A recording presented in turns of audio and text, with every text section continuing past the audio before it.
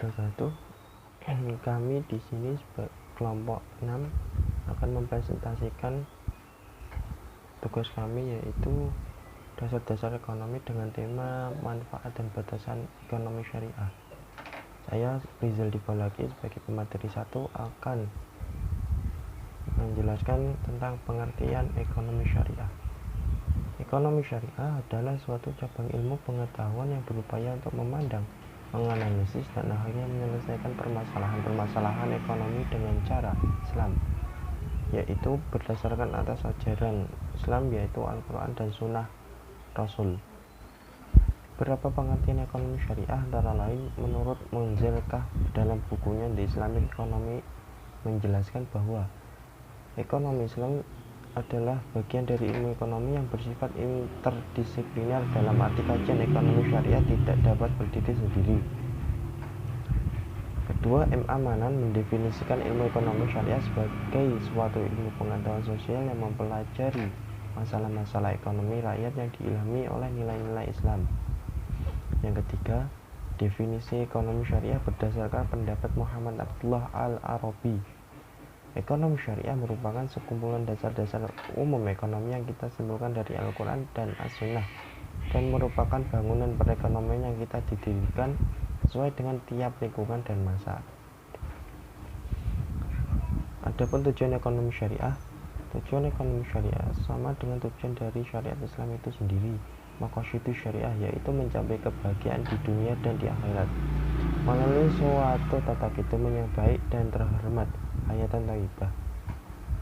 Seorang fuqaha asal Mesir bernama Profesor Muhammad Abu Zahrah mengatakan ada 3 sasaran hukum Islam yang menunjukkan bahwa Islam diturunkan sebagai rahmat bagi seluruh umat manusia. 1. Penyucian jiwa agar setiap muslim bisa menjadi sumber kebaikan bagi masyarakat dan lingkungannya. Kedua, tegaknya keadilan dalam masyarakat. Keadilan yang dimaksud mencakup aspek kehidupan di bidang hukum dan muamalah. Yang ketiga, tercapainya maslahah atau merupakan puncaknya. Para ulama menyepakati bahwa maslahah yang menjadi puncak sasaran di atas mencakup 5 jaminan dasar, yaitu keselamatan keyakinan agama, ad-din, keselamatan jiwa, an-nafs, keselamatan akal, al-aqlu, keselamatan keluarga dan keturunan, an-nasl, dan keselamatan harta benda, al-mal. Selanjutnya akan disampaikan oleh pemateri kedua, yaitu Sofi Baihaqi. Kepadanya dipersilahkan. Nah, di sini saya akan membacakan prinsip-prinsip dan manfaat ekonomi syariah. Prinsip-prinsip ekonomi syariah. 1.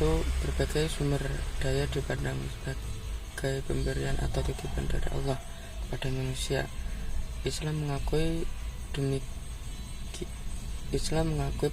pemilikan pribadi dalam batas tertentu.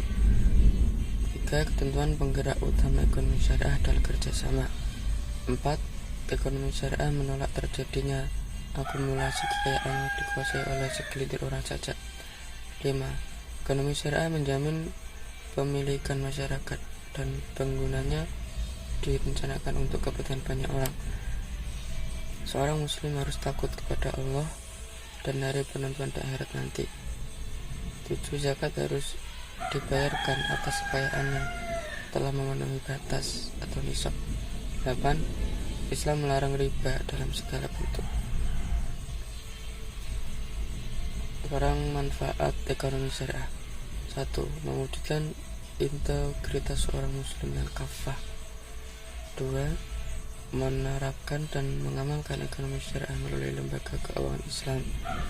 3. Praktik ekonomi berdasarkan syariat Islam mengandung nilai ibadah.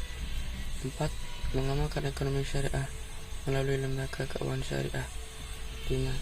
Mengamalkan ekonomi syariah dengan membuka tabungan deposito atau menjadi nasabah asuransi syariah, berarti menunggu upaya pemberdayaan ekonomi syariah.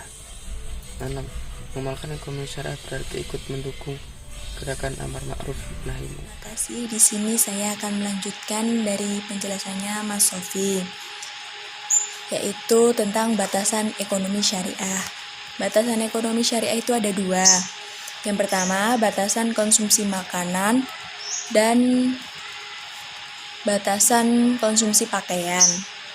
pada batasan konsumsi makanan itu ada 2 kriteria. Kriteria yang pertama, batasan yang terkait dengan kriteria sesuatu yang dibelanjakan, cara, dan sifatnya. Batasan ini adalah yang dirumuskan oleh Islam mengenai konsumsi yang terkait dengan cara dan macam tanpa melihat pada kuantitas sesuatu yang dibelanjakan, sedikit atau banyaknya, yaitu pembelanjaan yang terkait dengan hal-hal yang diharamkan Islam. Lalu yang kedua, batasan pada kuantitas dan ukuran. Itu contohnya, seseorang membelanjakan hartanya melebihi dari pendapatannya, padahal yang ia belanjakan bukanlah hal yang mendesak atau perbuatan primer, yaitu ia terpaksa meminjam untuk menutupi kekurangannya, padahal utang itu adalah keresahan di waktu siang dan kehinaan di waktu malam. Lalu selanjutnya, yang kedua, batasan konsumsi pakaian. Batasan konsumsi pakaian itu seperti kita seorang umat Islam, kita wajib untuk menutup aurat. Jadi, tidak boleh kita memakai pakaian yang kita memakai pakaian tapi itu seperti telanjang. Maksudnya telanjang adalah tidak menutupi yang harus ditutupi, jadi lebih ada yang menonjol, semisal pada bagian payudara, pantat, dan masih banyak lagi yang dicontohkannya.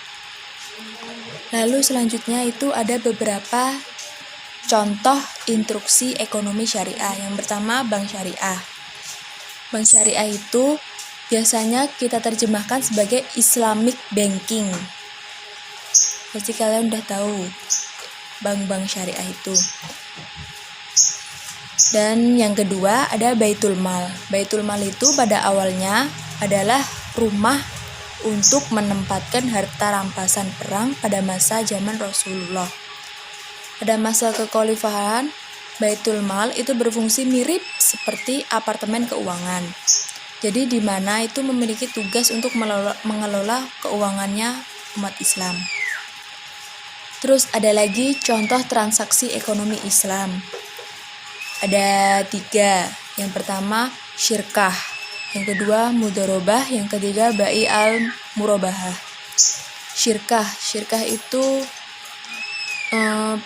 ditunjukkan untuk kita sekelompok mencapai tujuan bersama. Itu artinya syirkah diartikan sebagai kerjasama atau kongsi atau persyarikatan. Yang kedua mudharabah. Mudharabah itu dapat diartikan sebagai bagi hasil antara 2 pihak, yaitu pemilik modal dan pelaksananya. Terus yang ketiga bai al murabahah. Itu artinya sebagai akad yang berlaku untuk mengikat penjual dan pembeli dengan adanya menyerahkan kepemilikan antara penjual dan pembeli. Itu istilah lainnya adalah jual beli. Jadi dimanapun ada pembeli pasti ada penjualnya. Tidak mungkin kalau ada penjualnya nggak ada pembeli. Itu tidak bisa disebutkan. Ya, sekian dari presentasi dari saya. Kalau ada salahnya saya mohon maaf. Wassalamualaikum warahmatullahi wabarakatuh.